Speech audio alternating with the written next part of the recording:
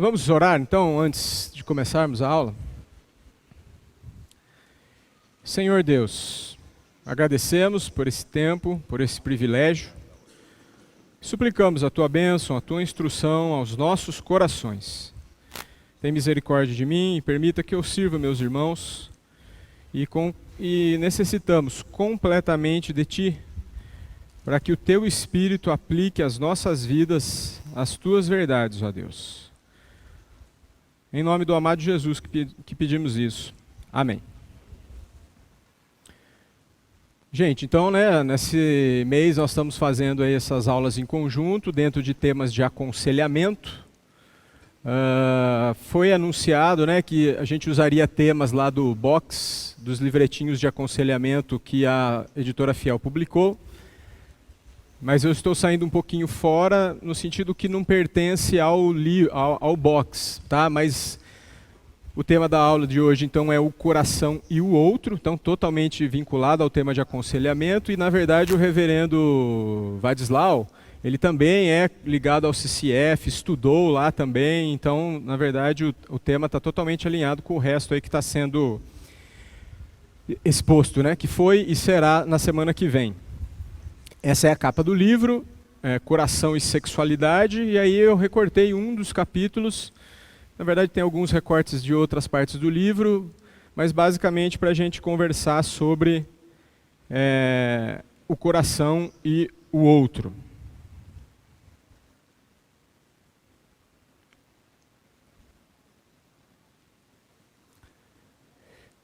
O tema coração aparece só no Velho Testamento. Se você colocar o termo assim, coração, numa Bíblia de pesquisa, ele aparece quase 500 vezes. Então você vê como que esse é um termo importante, presente, e em certo sentido também amplo. Algo que vocês já sabem, a gente tem enfatizado muito aqui, que do coração, que é dele que procedem as fontes da vida.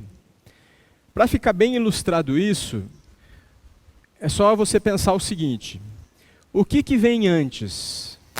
O seu pensamento ou o seu desejo, o seu planejamento, o seu sentimento, o seu impulso? Existe muita discussão sobre o que viria primeiro. Mas o que é certo pela Bíblia é que qualquer uma dessas coisas que eu falei brotam do coração. Então o coração está antes disso, o coração está até mesmo antes do seu pensamento. Quando você sente algo, foi porque o seu coração brotou esse sentimento. Então, biblicamente, o coração realmente, como está aqui no Provérbios 23:4, de tudo o que se deve guardar, guarda o teu coração, porque dele procedem as fontes da vida. Então, o coração é a fonte da vida. A gente poderia dizer que o coração é equivalente ao que a gente chama de alma.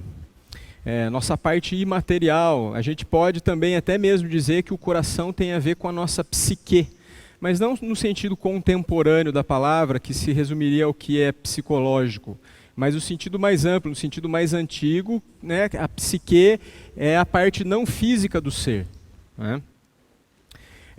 Vocês também já aprenderam, e por isso que eu coloquei aqui que é brevíssima revisão sobre coração, que esse coração é desesperadamente corrupto.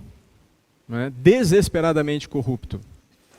É por isso que a gente tem falado e ensinado vocês que a gente tem dito, não siga o seu coração.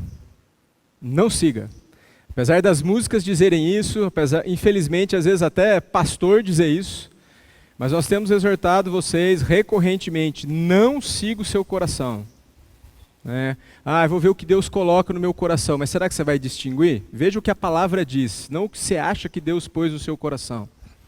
Veja o que a Escritura diz sobre o que deve ser feito.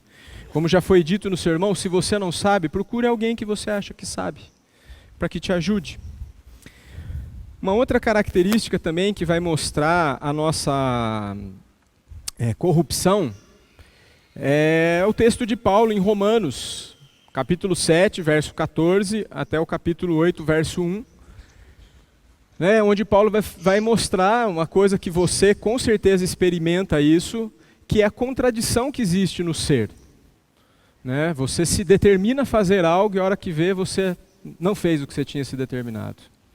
Você gostaria de ter um sentimento mais adequado sobre determinada situação e a hora que você vê, o seu sentimento foi oposto. Temos insistido em ensinar para vocês aqui que o homem não tem livre-arbítrio. O homem tem livre agência.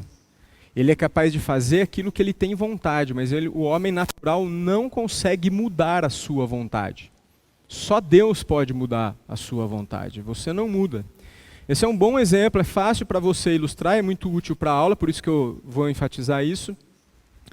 Um exemplo simples de mostrar como você não tem livre-arbítrio é que se você tomar uma decisão hoje de desenvolver uma virtude, ou de você nunca mais fazer algo errado, eu vou ser bonzinho, eu não dou uma semana para você falhar. Na verdade eu ia falar 24 horas. Se nós juntos aqui decidíssemos assim, ó, a partir de hoje não serei mais rude com ninguém. Você não vai conseguir. A partir de hoje não vou mais gritar, não vou mais mentir, não vou mais reclamar. Qualquer outra coisa que você decida. Você não é capaz. É isso que mostra como eu e você não temos livre-arbítrio. O ser humano não tem livre-arbítrio, ele tem livre agência. Há uma liberdade que Deus nos dá em Cristo e que nós vamos discorrer dela durante a aula. Então, isso é uma brevíssima revisão sobre coração, é algo que a gente vem falando bastante aqui. Mas tem um detalhe também que a gente não tem lembrado aqui. Pelo menos não tenho visto a gente falar disso, não tenho ouvido isso nas nossas conversas. E isso é uma característica muito importante para a gente lembrar. Por ter coração é que você é a imagem de Deus. Então o problema é que o seu coração está corrompido. O problema não é ter um coração. É que ele foi corrompido. É no coração é que você é a imagem de Deus, né? Não é no seu corpo, é na sua psique, é na sua alma. O fato de você ter vontade, pensamentos, emoções, você ser um ser moral, que tem noção de certo e errado, que tem uma ética intrínseca. Isso é o que nos faz semelhante a Deus. Então, lembremos-nos que o coração é corrompido, mas lembremos-nos também que é porque você tem a imagem de Deus é que você tem um coração. Em certo sentido, é a isso que se refere o texto de Gênesis, quando o Senhor fala assim, ó, o Senhor soprou, está lá, ó, Gênesis 1:27. O Senhor soprou e fez do homem alma vivente. Né? É o Espírito, que isso tem a ver aí, então, né, com o Espírito Santo, mas com o nosso espírito, e daí alma, esses termos acabam algumas vezes sendo um pouco intercambiáveis. Algo que já foi muito enfatizado na mensagem de hoje, também tem a ver com a aula, mais no final, mas eu já adianto. Nós que estamos em Cristo temos um consolo muito grande, muito grande. É de que Deus é quem dá o novo coração. Então, não é você, pela sua força, que muda o seu coração. Mas é Deus quem lhe dá um novo coração. Então, nós precisamos lembrar essas coisas. Então, o coração precede a tudo. Dele procedem as fontes da vida. Ele é desesperadamente corrupto. Ele está enfraquecido, ele está numa situação paradoxal de conflito de desejos, conflito entre pensamentos, planos, desejos, deveres, que Paulo descreve, que ele não entende o modo dele de se comportar. Mas é também esse coração que nos faz imagem de Deus, e também em Cristo nós temos a promessa que já está lá no Velho Testamento do que o Senhor faria, por isso que eu citei aqui Ezequiel 36:26 e Jeremias 31:33, que Deus nos daria um novo coração. Vamos abrir todos Ezequiel 36:26.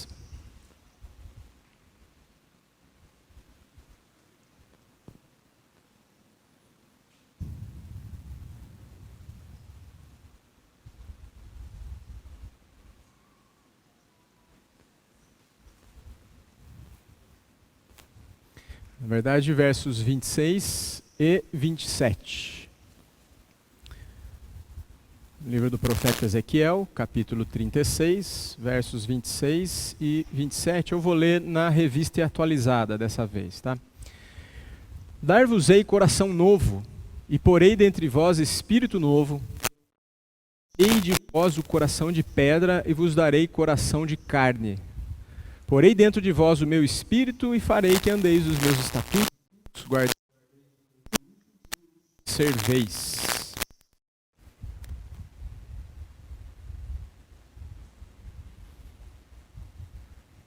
Então, aplicando agora aí para a sua tabela que você tem em mãos,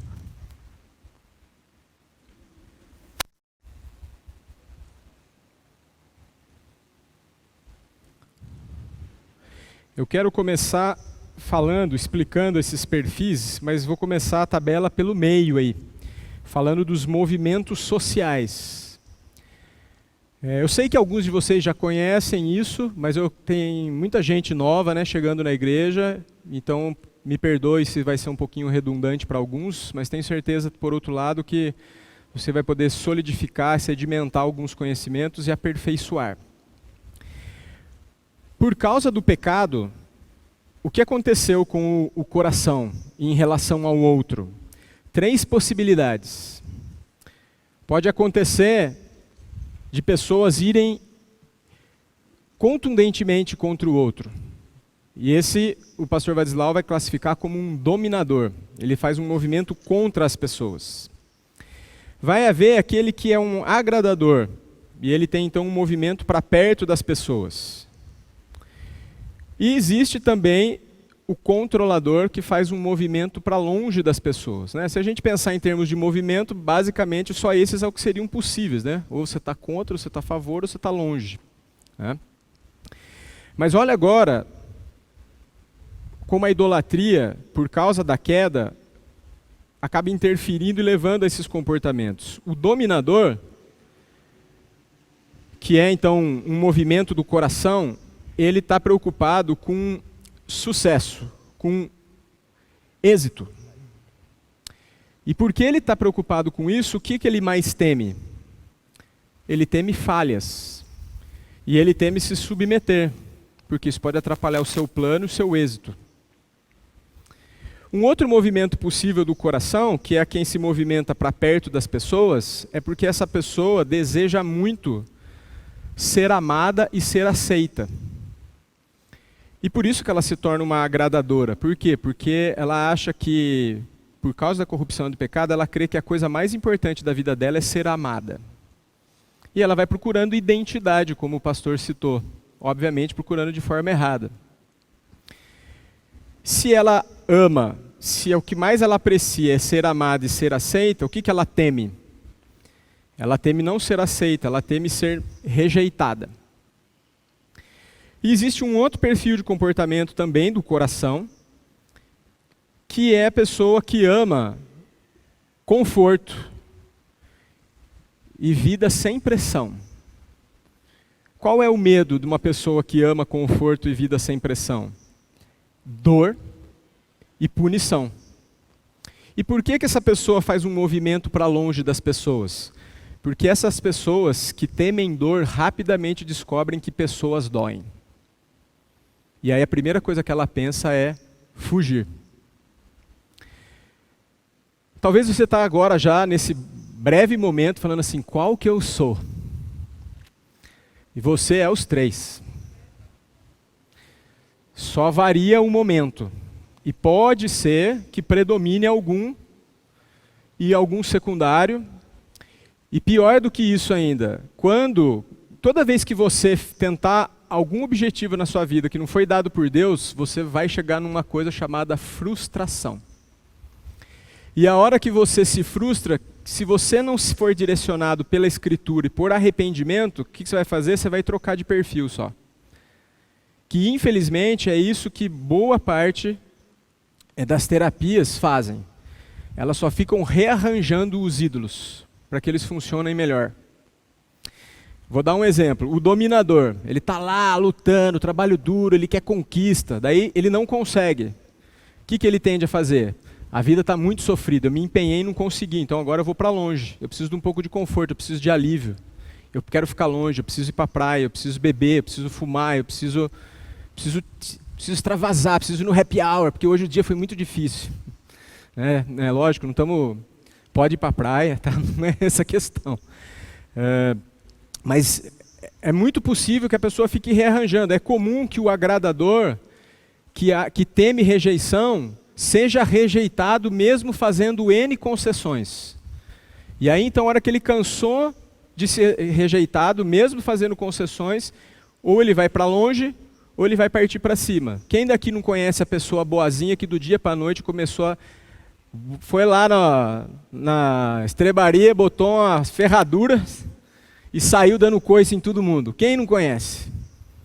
O bonzinho que se arrependeu e daí virou um cavalo. Isso aí é só rearranjo de idolatria. O problema continua, só está trocando o jeito de pecar. Curiosamente, essas idolatrias, elas também vão gerar pontos bons e fortes, que parecem virtudes e talentos, mas não são, na verdade são idolatrias funcionais. O dominador, ele trabalha com visão e é ousado. Tem a tendência a querer fazer tudo, tem facilidade para confrontar e dominar, tende muitas vezes a ser perfeccionista. Quais são suas estratégicas? É conquista e trabalho arregaçar as mangas e pau. O dominador acha o controlador muito lento e o agradador muito covarde. Já o agradador, ele vai ter pontos fortes também. Ele tem sensibilidade e compreensão.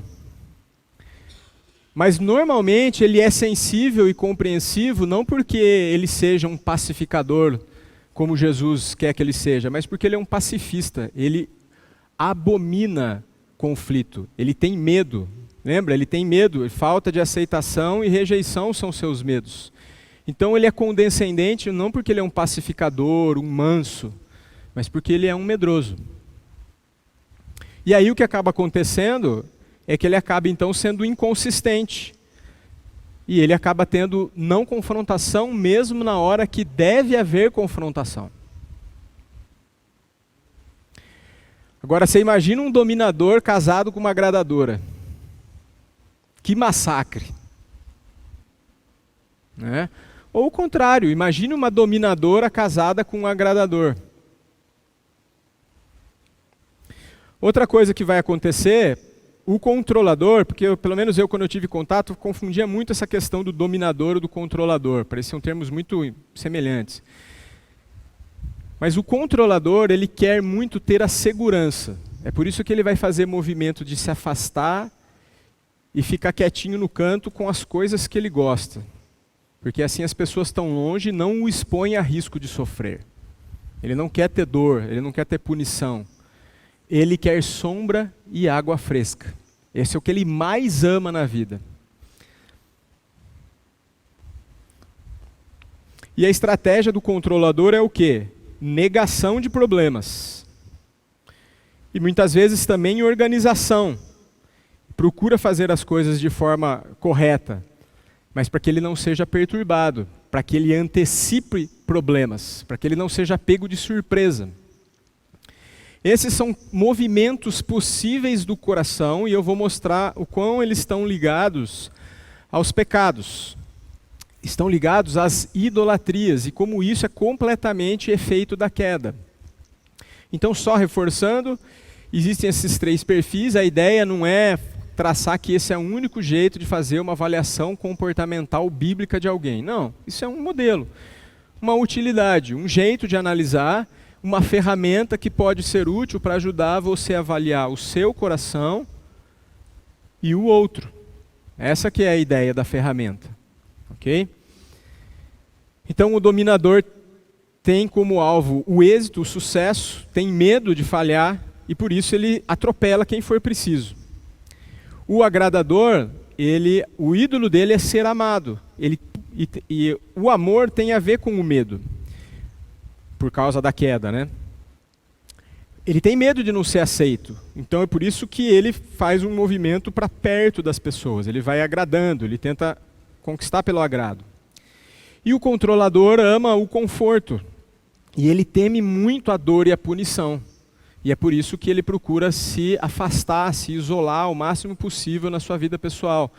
Normalmente são pessoas que não se dão a conhecer, são pessoas reservadíssimas, não gostam de falar de si, temem muito se expor, temem muito colocar o que estão até mesmo pensando, porque isso pode lhes dar trabalho, pode lhes trazer problemas, tensões, discussões, são ligadas a isso. Uma outra coisa que eu acho muito importante falar é que normalmente as pessoas acham que um agradador é uma pessoa que tem baixa autoestima. Obviamente isso é impossível. E também são pessoas que acham que não se amam, o que também é impossível. Como o agradador, uma pessoa que procure fazer concessões, não necessariamente sempre, mas uma pessoa que faz concessões, se ela teme não ser amado, ela não faz concessões porque ela é gentil. Ela faz concessões porque ela prefere perder a demanda do que perder a pessoa. Então ela vai cedendo. O que é curioso é que isso parece altruísmo. E parece até, ela cede tanto que daí uma hora ela acha, e você já deve ter ouvido essa frase, ou a pessoa foi conversar com alguém, foi num médico, foi num terapeuta e saiu dela e falou assim, ele falou que eu preciso aprender a pensar mais em mim. Mas o agradador, no fundo, ele está pensando nele o tempo inteiro. Ele cede para ter o que ele quer. Ele não cede porque ele é generoso. Ele cede porque o que ele mais se importa é em não ter atrito. Então ele abre mão de algum bem, de alguma condição, de um convite, de um direito, simplesmente para poder continuar tendo a relação.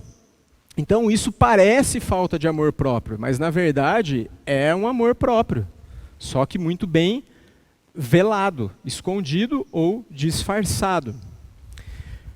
De novo, tendo uma mentalidade bíblica, poxa, se a essência do pecado foi querer ser igual a Deus, você acha mesmo que alguém não se ama? Nesse sentido, os mais velhos vão lembrar, já falei isso aqui, mas é bom eu citar uma musiquinha, né? O Traje a Rigor. Eu me amo, não posso mais viver sem mim. Você se ama, eu me amo. Ninguém sofre de falta de amor. Quando o Senhor Jesus disse, ame o teu próximo como a si mesmo, aí também você já deve ter ouvido a bobagem que falaram assim para você, tá vendo? Primeiro você precisa se amar, para daí você amar o outro. Não era isso que Jesus estava falando. Jesus estava dizendo assim, você já se ama mais do que deve. Pega esse amor com que você se ama e ame o outro. Na verdade é mais fundo do que isso, que nós vamos chegar aqui. O que Jesus quis dizer mesmo quando ele disse ame ao próximo como a si mesmo. Mas certamente Jesus não disse, então você precisa primeiro se amar. Jesus sabe que a condição é condição sine qua non. O ser humano ama a si mesmo além do que deve.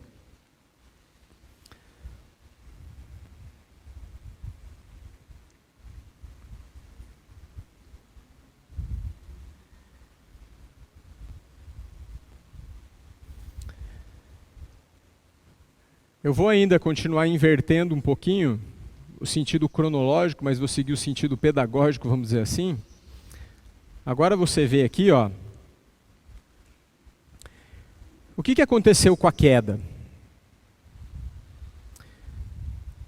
Na queda, surgiu idolatria, temor de homens e luta pelo poder. Essas três coisas acontecem com a gente. Nós tendemos a amar mais as coisas criadas do que o Criador, querendo ser Deus de si mesmo. Houve uma inversão. Em vez de amarmos o Senhor sobre todas as coisas, nós passamos a amar o outro. E o agradador é o que tem os outros como um Deus.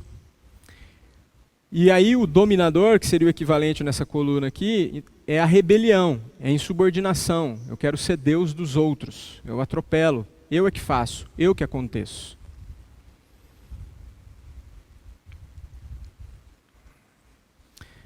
Vou ler frases aqui do pastor Vadislau, referente à queda. Praticaram o mal e perderam a noção do bem. Se desintegraram na percepção verdadeira de si mesmos e se separaram do amor. As consequências foram as obras da carne em forma de defensividade. Logo depois que eles caíram, eles se esconderam de Deus. e fizeram vestes para si, autorrealização. E depois Adão culpa o próprio Deus, a mulher que me deste, comeu do fruto. E ela me deu e eu comi. Rebelião. Deus criou o mundo em verdade, amor e obras. A atitude, então, foi de incredulidade e infidelidade em relação a essa verdade de Deus, a verdade criada. E de medo, em vez de amor.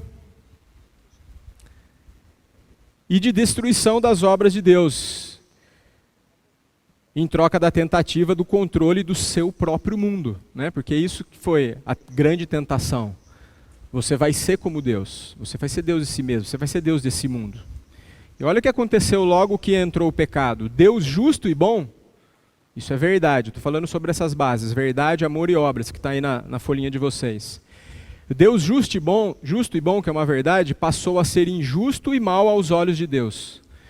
Quem de nós não pensou isso já? Que Deus não foi justo comigo, quando tal coisa aconteceu. E o amor de Deus passou a ser percebido como caridade reivindicativa do mais forte. E as suas obras pareceram relegadas ao acaso e o tempo.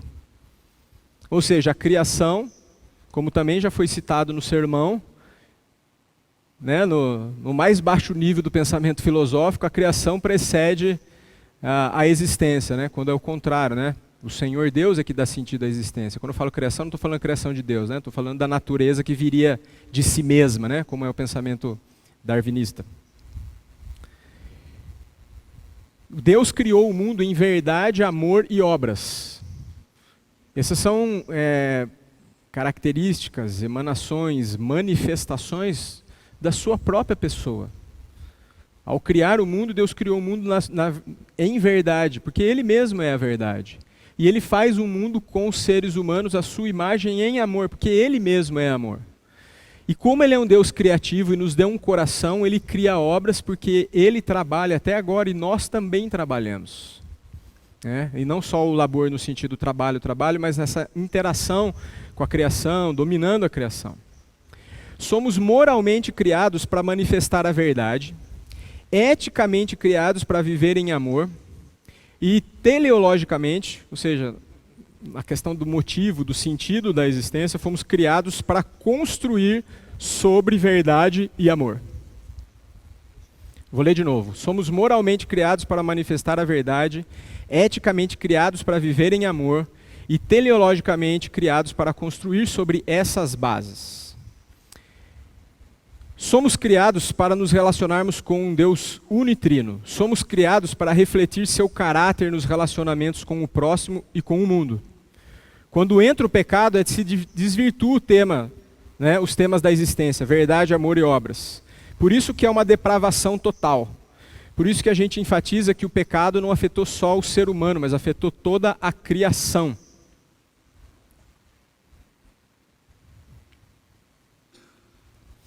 Então, se você olhar agora aqui novamente a coluninha, não que isso esteja estreitamente ligado, na verdade nós fomos afetados na verdade, no amor e nas obras, mas para ficar um pouco mais fácil de ilustrar é isso. O amor fica distorcido e aí então o amor pelo outro fica sendo o meu sentido, vira o meu ídolo. Quando devia ser a alegria de viver no amor com Deus, por causa do pecado eu quero ter o amor do outro. A criação, que era dada para a gente dominar, o entendimento das coisas, viver dentro da realidade, isso é negado, então eu fujo da realidade, eu fujo das pessoas. Eu me torno incrédulo, eu quero ser Deus de mim mesmo, que é o perfil do controlador. E essas obras que Deus deu para que fossem feitas, se tornam um ídolo. Esse é o perfil do dominador. Eu vivo para fazer. Quantas pessoas também vocês não conhecem que não conseguem ficar paradas, que não acham que seja importante ou até mesmo necessário o descanso?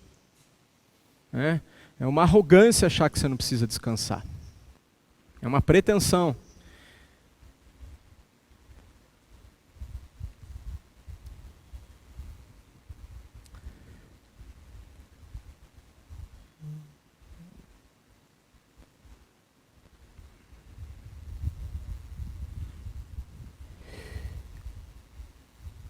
Mas aí, graças a Deus, vem o Senhor Jesus.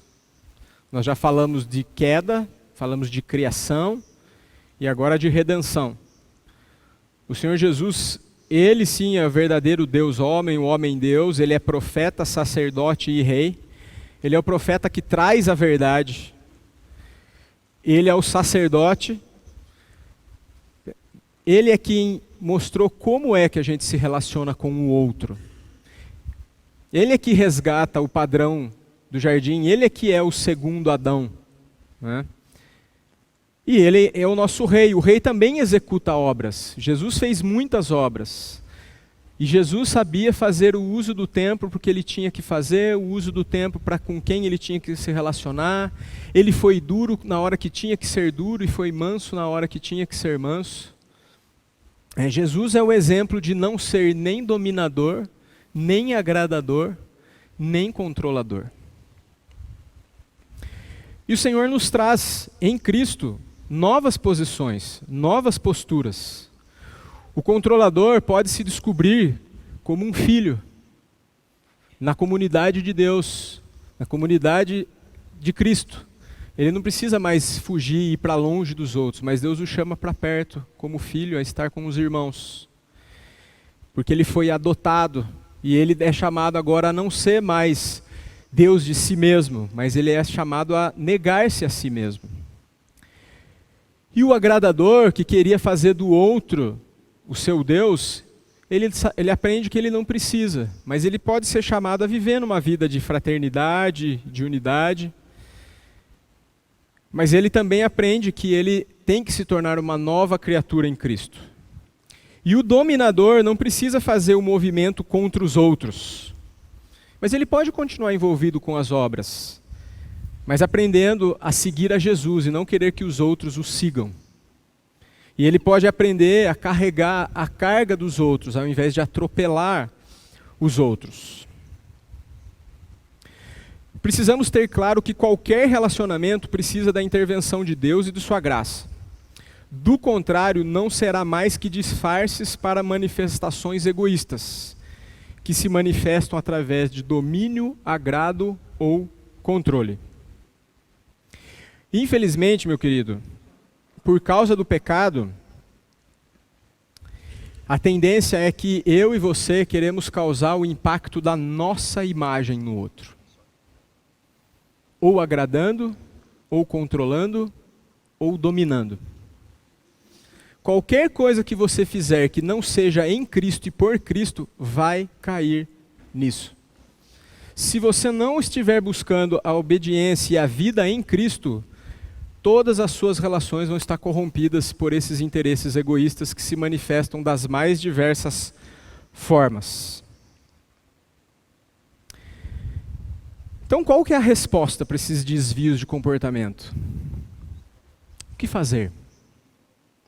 O que fazer para não ser mais dominador, agradador ou controlador? Como lidar com pessoas difíceis, que foi semana passada, não é isso, Aldo? A aula. Você consegue perceber que qualquer uma dessas pessoas, com qualquer um desses perfis, são difíceis? Não é só o dominador que é difícil. O controlador também é difícil, porque você nem sabe quem ele é, de tão longe que ele está de você.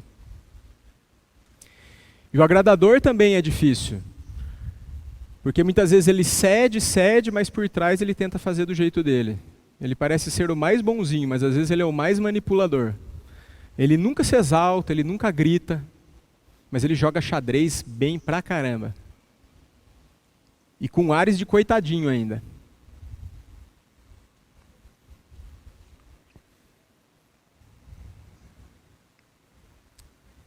Tem alguns tópicos dentro lá do livrinho, né? Como lidar com as pessoas difíceis. Primeiro, admitir seus pecados.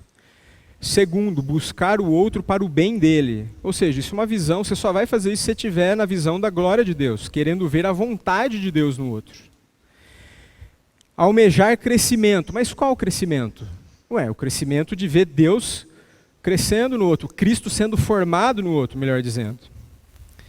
E exercitar o amor, que é querer o melhor do outro, suportar por longo tempo, porque o pecado nos afetou profundamente e a gente precisa ser paciente com o pecado do outro, porque isso persiste, é demorado. E veja como isso que a gente conversou, e eu já estou partindo mais para o final, se encaixa completamente com o que foi pregado hoje. O Senhor nos chama para uma vida de relacionamento, com Ele primeiro, e com o outro consequentemente. Você só vai conseguir amar o outro verdadeiramente se você amar o Senhor. Você só vai conseguir causar o impacto, não da sua imagem, mas da imagem de Cristo no outro, se você estiver aos pés do Senhor. Por isso que o pastor exortou firmemente para que você tenha zelo pela sua vida devocional. Pelo seu tempo em casa, pelo seu culto. E ele te deu algumas ferramentas. Como é que você usa o dinheiro? Como é que você vive com o dinheiro? O que você faz com o seu tempo?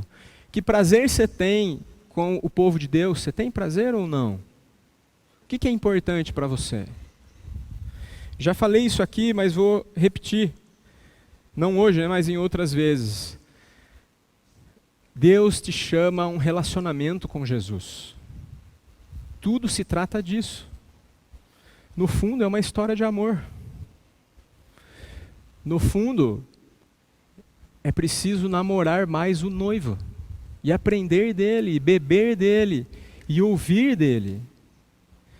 O único jeito de você se livrar dos ídolos é adorando o verdadeiro Deus. Uma outra coisa que o pastor falou, que também tem tudo a ver, e eu já tinha colocado aqui na aula, o trecho de Colossenses, que fala que em Cristo estão ocultos todos os conhecimentos, todos os tesouros da sabedoria. O conhecimento de Cristo é o maior conhecimento que você pode ter. É o mais precioso. É o mais poderoso. Você quer deixar de ser controlador? Conheça mais a Jesus. Você quer deixar de ser agradador? Conheça mais a Jesus. Você quer deixar de ser mais dominador? Conheça mais a Jesus. Olha que curioso. Você acha que no céu você vai estar sozinho? Você vai ter sua kitnet individual lá? Não. Por isso que existe igreja, gente. Deus está te treinando a viver em comunidade.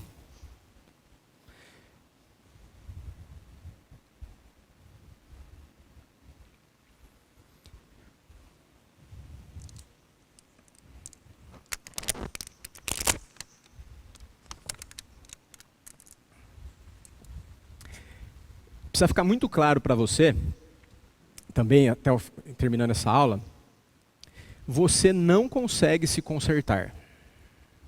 Isso precisa ficar muito claro para você. Por você mesmo, eu e você somos caso perdido. Sem chance. Bateu o carro e deu PT. Perca total. Ele é quem tem o poder de nos transformar. É por isso que você pode buscar as virtudes, mas você tem que buscar por Ele. Você tem que buscar Ele. Se você tentar mudar, se você tentar fazer por você, você só vai encontrar de novo mais frustração.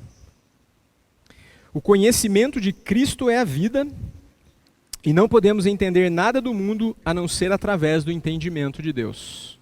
Essa é uma frase compatível com o que o pastor falou, mas é uma frase do pastor Vadislau. Vou ler de novo. O conhecimento de Cristo é a vida, e não podemos entender nada do mundo a não ser através do entendimento de Cristo.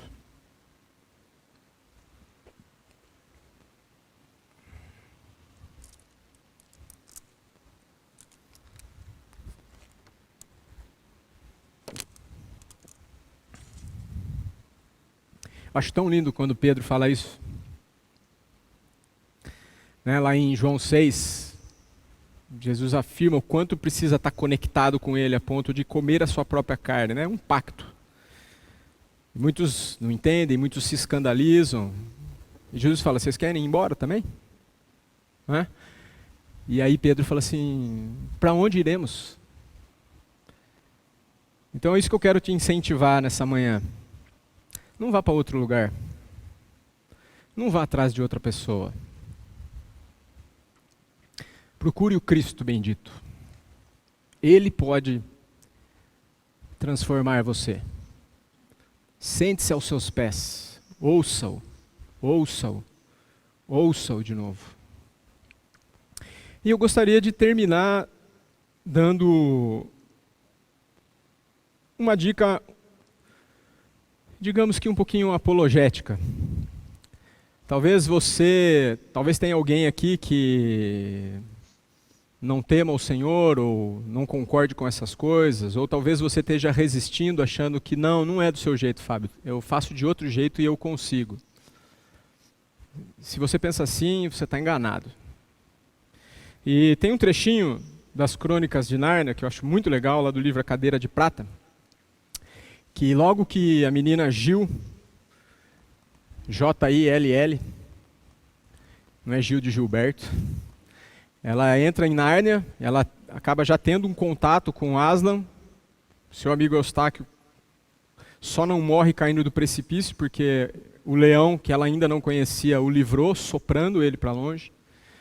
E ela desmaia e acorda com muita sede. E ela escuta um barulho de riacho. E ela fala, preciso beber água. E ela segue o som. Só que a hora que ela chega perto do riacho, quem que está lá? O leão, Aslan. Mas ela não conhece Aslan. E ela morre de medo de ver o leão, que ela já tinha visto tempos antes dela desmaiar. E ela está com muita sede. E ela pergunta para o leão se ele não vai fazer nada com ela. E ele fala assim, eu não vou lhe fazer nenhuma promessa. E depois ela fala assim para ele, ela estava com medo de ser comida. Ela fala assim para ele, você não come meninas? Aí Aslan responde, que representa Cristo, eu já devorei reinos, impérios, príncipes. Já devorei muitas coisas. Aí a menina fala assim para ele, então eu vou beber água em outro lugar. E aí ele fala assim para ela, não tem nenhum outro lugar para você beber água. Diga isso para as pessoas que não creem. Você não vai achar outro lugar para beber. Não tem. Só tem um lugar.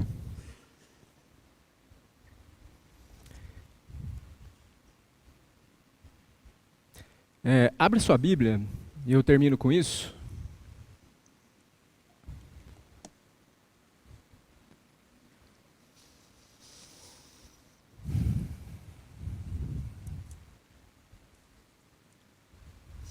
João 7, 37 e 38.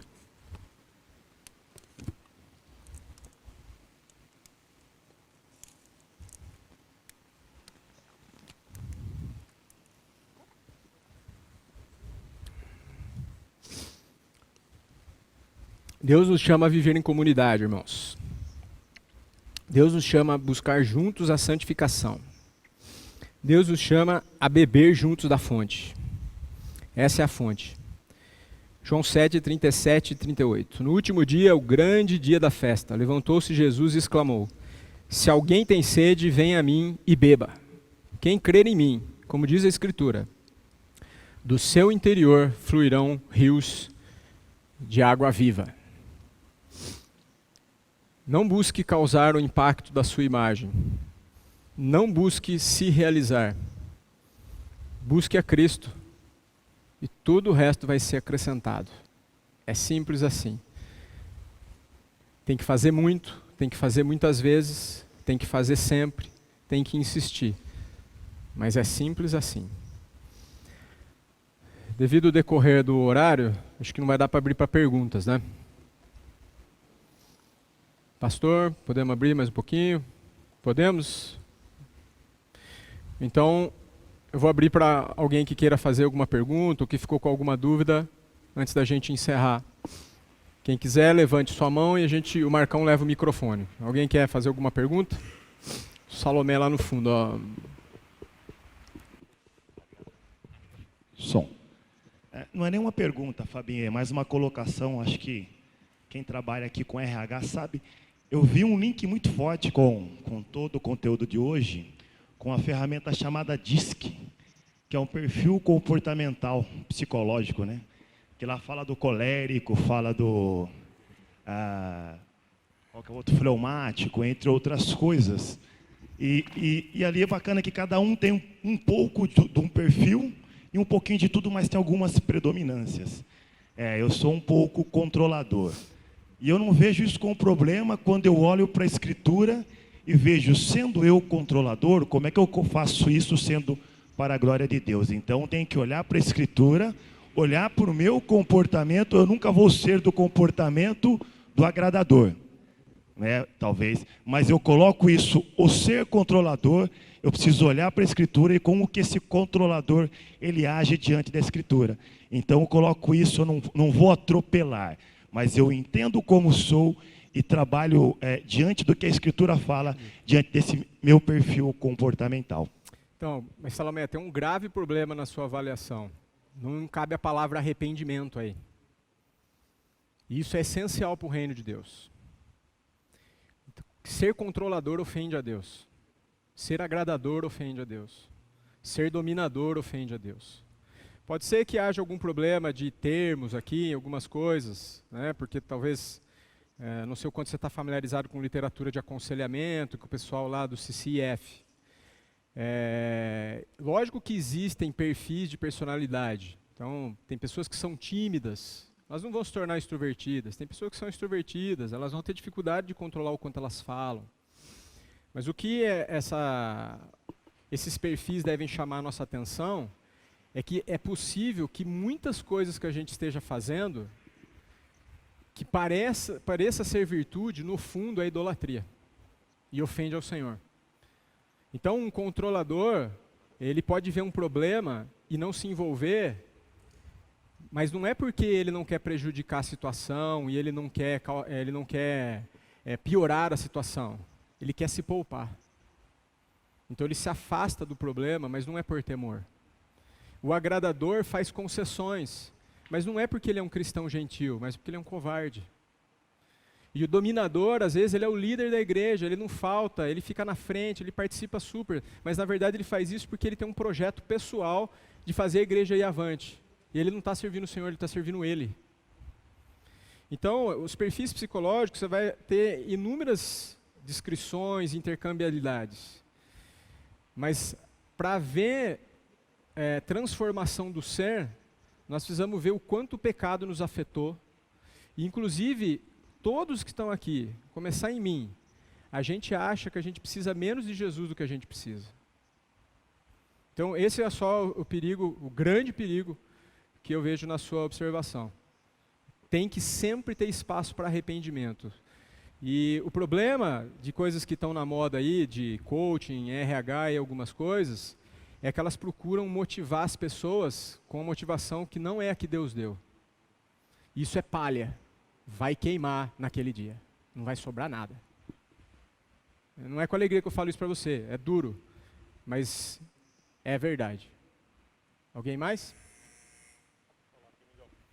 Balão.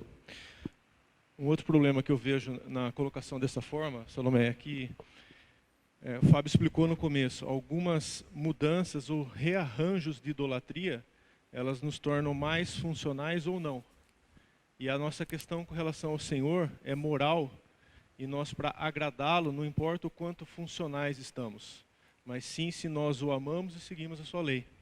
E quando eu faço concessões ou arrumo ou me treino melhor com alguns problemas que eu tenho, já conhecendo o meu perfil, isso não quer dizer necessariamente que eu vou agradar ao Senhor, mas sim que eu estou um pouco melhor ou um pouco mais funcional. Não é uma questão prática, é uma questão moral. Então, ofender ao Senhor é o que importa, e não se eu consigo lidar bem com isso ou se eu uso bem isso na minha prática diária. Não é essa a questão. Vou aproveitar, isso aí realmente eu fiz um en passant, né? A gente tem o tempo limitado, mas esse conceito que o Anderson reforçou é muito interessante. Existem ídolos funcionais. O que é uma idolatria funcional? É quando um amor por algo que em si mesmo não é pecado, leva você a uma boa performance, mas não é aquilo que o Senhor queria de você. Então isso é um ídolo funcional, porque daí você vê a coisa andar, a coisa rende, mas no fundo só aumentou a idolatria. Então isso também é possível. Gente, o efeito do pecado foi arrasador. Vou dar mais um só antes de passar a palavra para o Aldo. Sabe uma coisa que eu me surpreendi muito? À medida que Deus foi me dando mais discernimento para ler o outro em a mim mesmo, às vezes isso me fez ser mais duro. Porque eu comecei a ler mais. E aí, em vez de eu me quebrantar e ver o pecado do outro, falar, puxa, que coisa. Fulano está fazendo isso, isso, isso. Então, olha só, nós somos tão corrompidos que a hora que você adquire mais sabedoria em ler o outro pela Escritura, você pode pecar por causa disso. Tamanho é o estrago do pecado. Então, quer ver um outro exemplo disso? Você pode pecar por causa do talento que Deus te deu. Uma coisa simples. Todo domingo o pastor é tentado, não só o pastor, eu, mas os pastores que pregam mais regularmente, a se vangloriar daquilo que Deus fez através dele. Olha que coisa curiosa. E paradoxal e triste, mas por isso que a gente precisa muito de Jesus, porque o dano do pecado é imensurável. Só completar tudo isso que vocês falaram, uma informação que eu acho importante. Essas classificações psicológicas, de perfil psicológico, etc., elas foram elaboradas, calcadas no modelo humanista. E o que nós estamos lidando aqui hoje é um modelo sagrado, santo. Teocêntrico. Né? Como o Andres colocou a palavra correta, que é moral.